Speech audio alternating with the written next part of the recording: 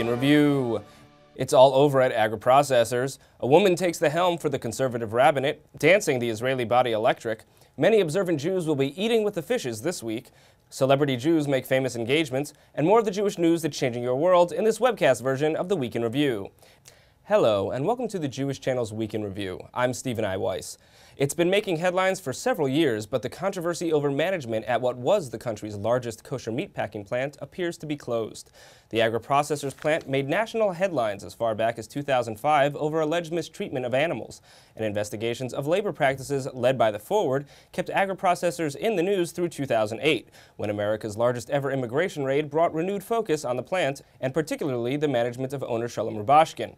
Rubashkin awaits trial on state and federal charges ranging from child labor violations to assisting in the forging of documents. But the Agroprocessors plant is now in the hands of someone else, a new company called SHF Industries, which bought the plant for $8.5 million in bankruptcy proceedings. The owner of SHF, a Canadian plastics manufacturer named Hershey Friedman, provided an interview to the ultra-Orthodox magazine Mishpacha in which he said he'd keep the plant kosher and have meat distribution renewed no later than the high holidays. It remains unclear what, if any, changes in practice Friedman hopes to implement. But the shortage in kosher meat owing to the Agroprocessors' bankruptcy won't be affecting many observant Jewish consumers this week. This past Wednesday night marked the beginning of the 9 days, a traditional period of Jewish mourning for the destruction of the ancient Jewish temple in Jerusalem, during which one of the mourning customs is to avoid consuming meat. That's all well and good for the average kosher pizzeria, but how does a kosher steakhouse stay open during the 9 days? Christian Needon found out.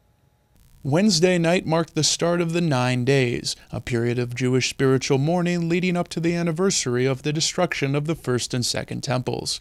During this period, many observant Jews refrain from eating meat and wine except during Shabbat, a prohibition which hurts business for restaurants and lunch stands in New York City that rely on meat eaters. To counteract the 9 days downturn, which he said can cost him up to 1/4 of his customers, the owner of the Wolf and Lamb Steakhouse in Midtown Manhattan has supplemented his meat menu with fish. A large percentage of our customers stop eating meat during the 9 days, and so we offer them this really nice creative fish menu, and we're really proud of it. Actually, last year we at the end of the 9 days we received so many really rave reviews about our menu that we were considering opening up a fish restaurant, and I mean that seriously. To get the dish on these dishes, including some cooking tips for your fishy feasts, check out the broadcast version of the Week in Review. Thank you, Christian. Continuing somewhat along the lines of discussing meat and ethics, the conservative movement has been pushing hard for changes in the kosher industry, just as some in the Jewish community have questioned whether there are enough observant conservative Jews anymore to put some force behind those statements. Where the conservative movement was in many ways synonymous with the American Jewish community for much of the 20th century, there's no doubt it has seen a major drop-off in recent years. One person hoping to revive the movement is the first woman to head the Conservative Rabbinical Assembly, and Rebecca Honig-Friedman asked her about her plans.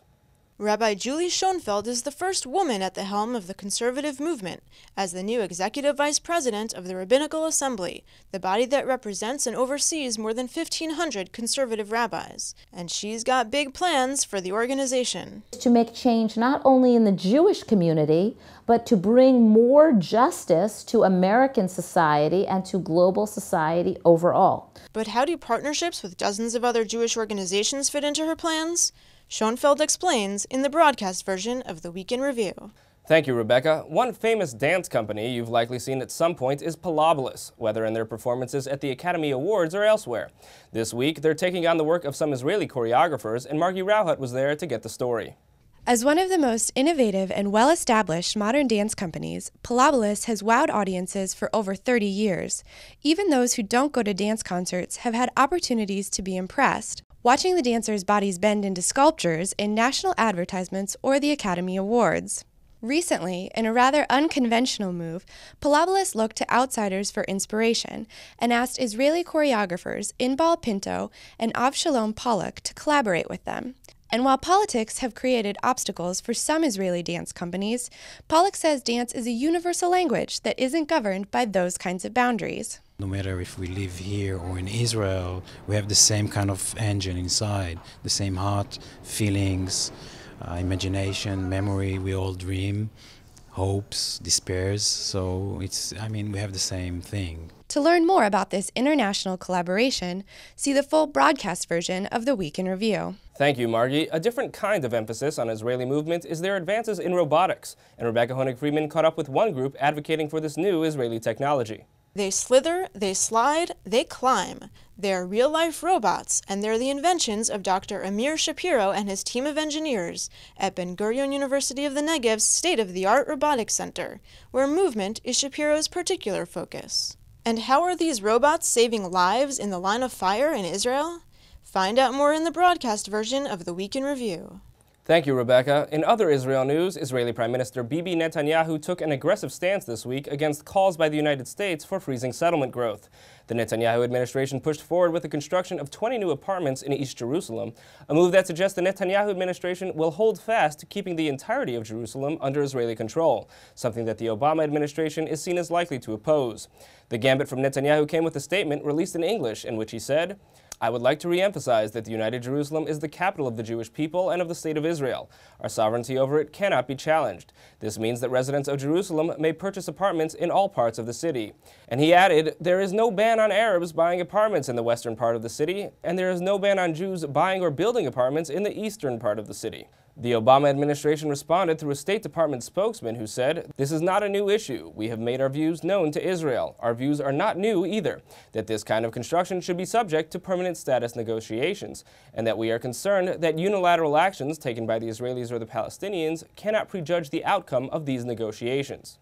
But as the Netanyahu and Obama administrations continue to tussle, other pairs are making permanent commitments to each other. Two of the most watched Jewish bachelors popped the question recently. Young real estate scion and newspaper publisher Jared Kushner's engagement to the recently converted heiress and businesswoman Ivanka Trump will certainly become a topic of endless coverage. And the Mazel Tovs Ivanka received in response to her Twitter announcement of the engagement suggests the community is eager to embrace her. Meanwhile, Congressman Anthony Weiner is finally settling down with Hillary Clinton advisor Huma Abedin, seen as both one of the great minds and also great beauties of the Washington scene. She's also Muslim with no apparent plans to convert to Judaism, which will no doubt lead to lots of interesting discussions of this Washington power couple down the line. That's all for this week. For more news and analysis from the Jewish Channel during the week, please check out our blog at newsdesk.tjctv.com. For the full broadcast version of the Week in Review, including additional stories, interviews, and features, please stop by the Jewish Channel on cable. From all of us here at the Jewish Channel, be well. The Jewish Channel is available on cable, IO Optimum Cable Channel 291, Time Warner Cable Channel 528, Verizon Fios Channel 900, and Cox Cable Channel 1. For more information, visit tjctv.com.